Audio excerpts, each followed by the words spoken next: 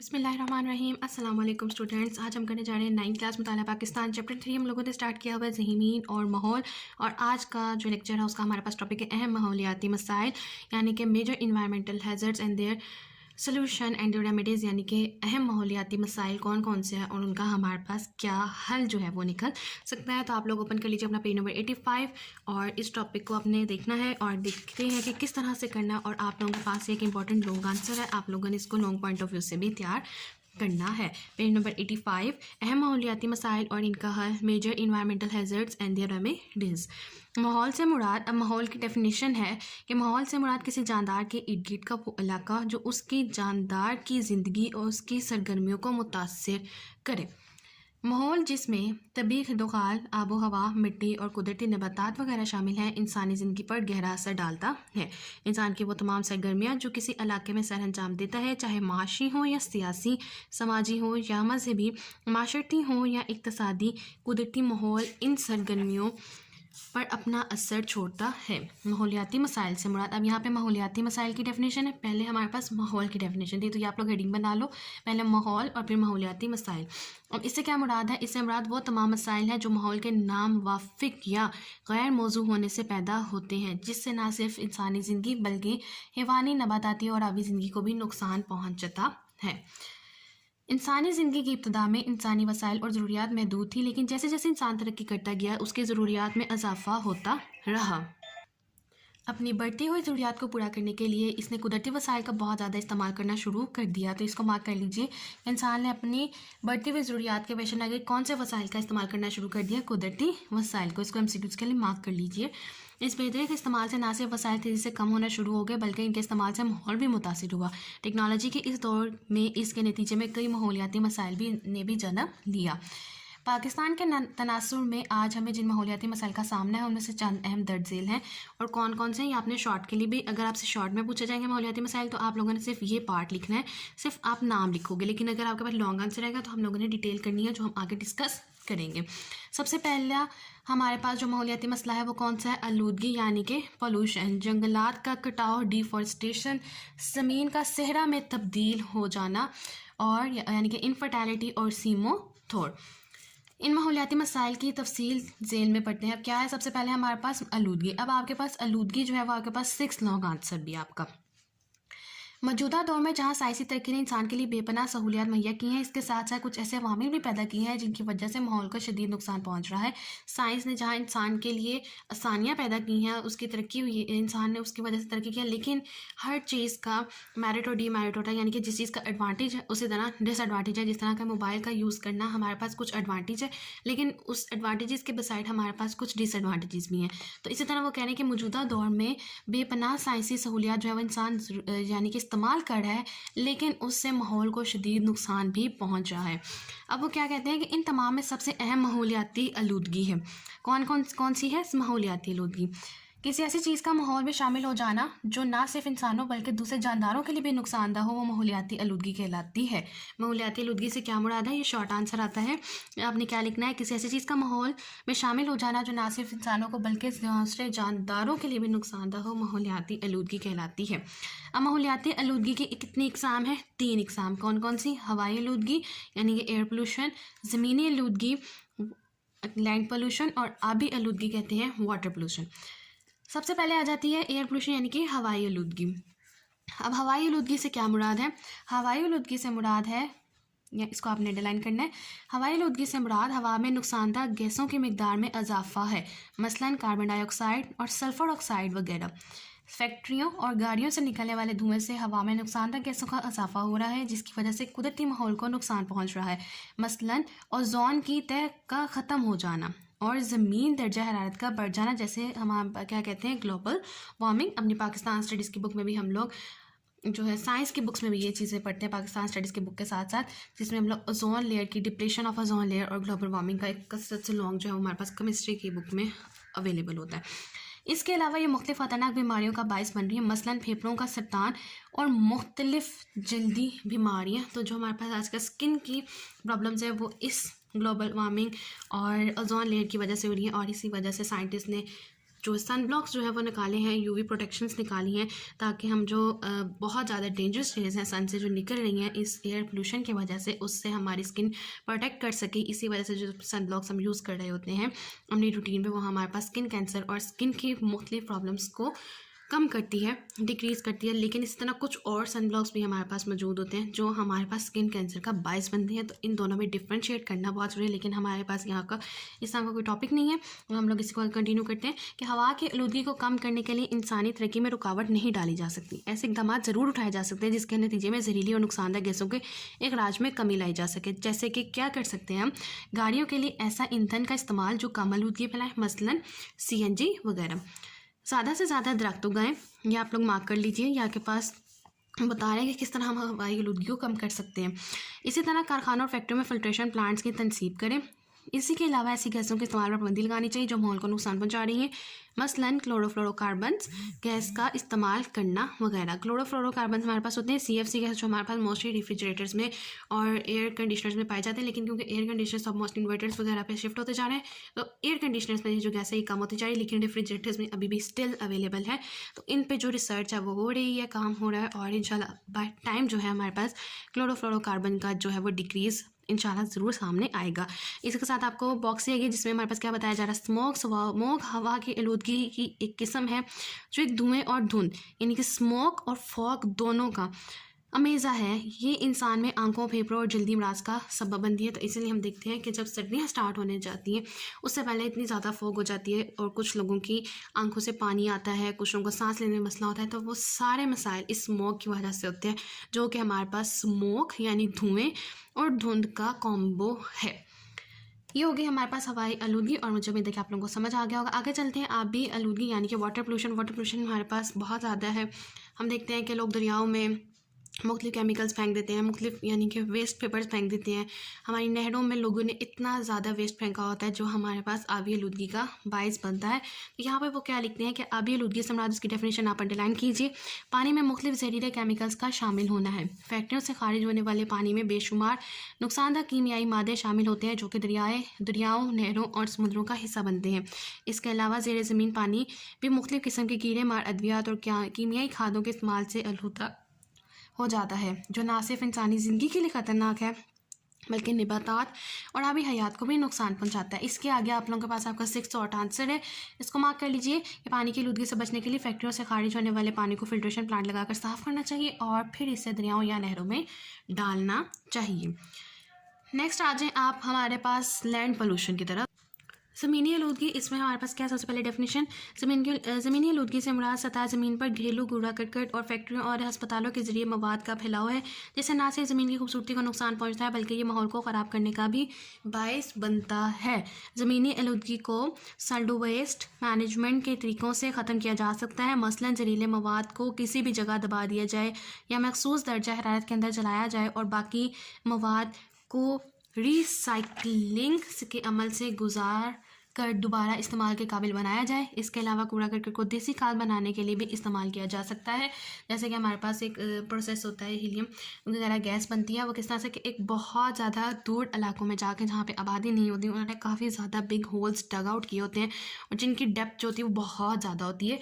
तो जो हमारे पास वेस्ट कार्स होती हैं जितनी भी, वो सारा वेस्ट जो है वो वहाँ पर जाके दबा दिया जाता है उस वेस्ट को, और काफ़ी सालों के बाद हम लोग जो है वो उस वेस्ट के ज़रिए फर्टिलाइज़र्स बनाते हैं और वो एक वेस्ट ऐसी गैस रिलीज़ करता है जो हमारे लिए बहुत ज़्यादा इम्पॉर्टेंट होती है।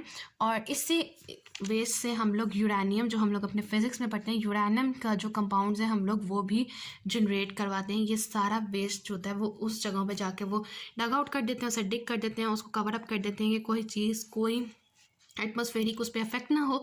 तो उस तरह से फिर ये होता है कि मुख्तलिफ गैसेस बनती हैं, मुख्तलिफ फर्टिलाइज़र्स बनती हैं जो हमारे पास बहुत ज़्यादा इंपॉर्टेंट होती हैं।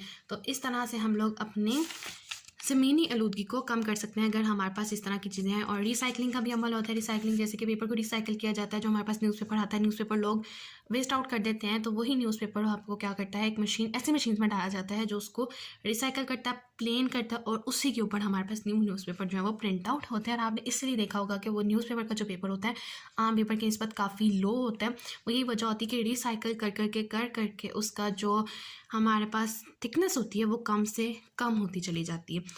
नेक्स्ट हमारे पास जो आ जाता है वो है हमारे पास जंगलात का कटाव यानी कि डिफॉरेस्टेशन। ये क्या है?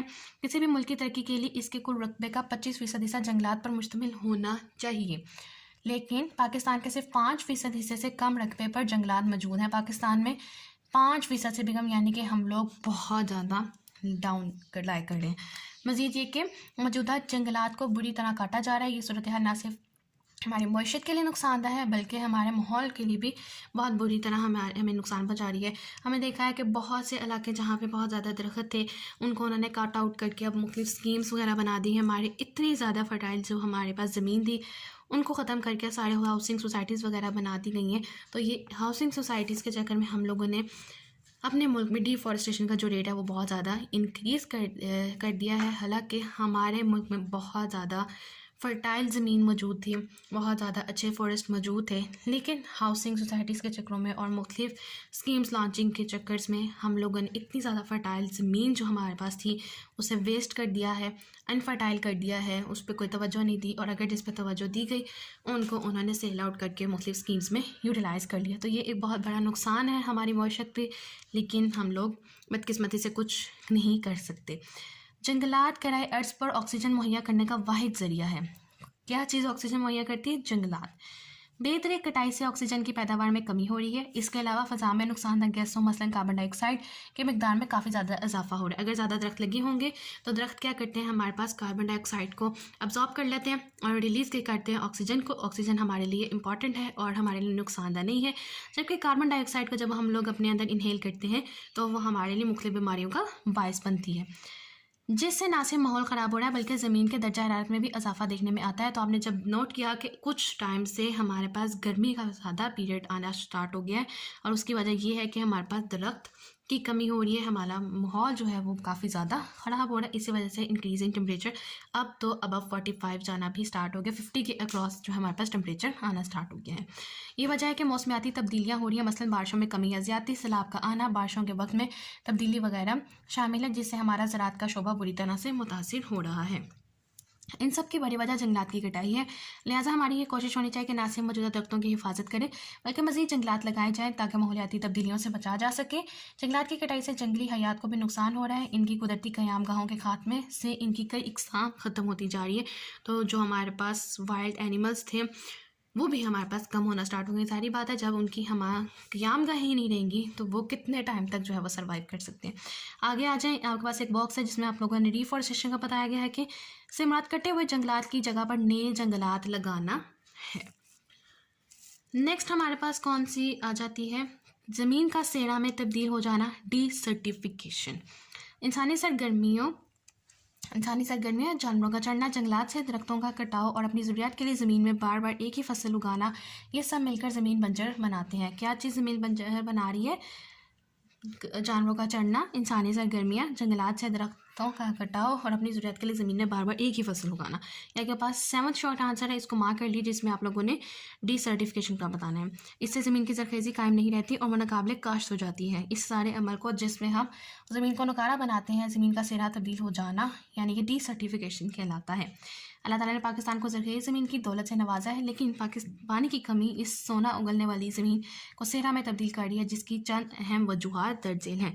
अब डिसर्टिफिकेशन के रीज़न्स क्या हैं ये आपने एज ए शॉर्ट आंसर भी देख लेनी है।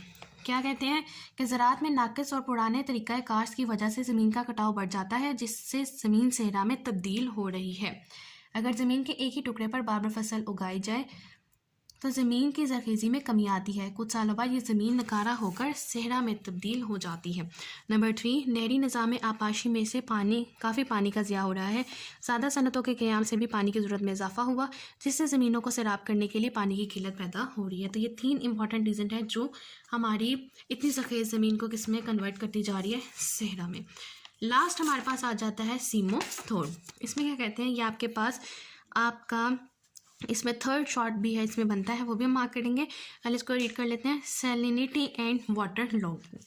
पाकिस्तान एक मुल्क है और हमारी ज़राअत का ज़्यादातर इन्हिसार आपाशी पर है। जहाँ एक तरफ नहरी निज़ाम की वजह से हमारी ज़राअत तरक्की कर रही है और ज़रूरी पैदावार में इजाफा हो रहा है, वहाँ नहरी आपाशी के निज़ाम की वजह से हमारी ज़रूरी ज़मीनें मुतासिर हो रही हैं।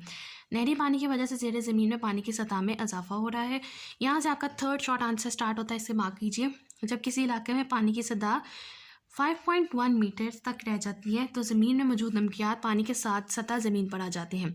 पानी बुखारात बनकर उड़ जाता है, यानी कि इवेपोरेट हो जाता है in the form of gas, और नमकियात सतह ज़मीन पर रह जाते हैं। आपने अक्सर देखा, अगर आप पानी में नमक डालें, उसे बॉयल करते हैं, तो जब पूरा पानी सूख जाता है तो कुछ नमक के जो पार्टिकल्स हैं वो हमारे पास नीचे सॉस पैन में या हमारे पास ऐसा कोई बीकर जिसमें हम लोग वो हीट अप कर रहे होते हैं उसमें रह जाते हैं।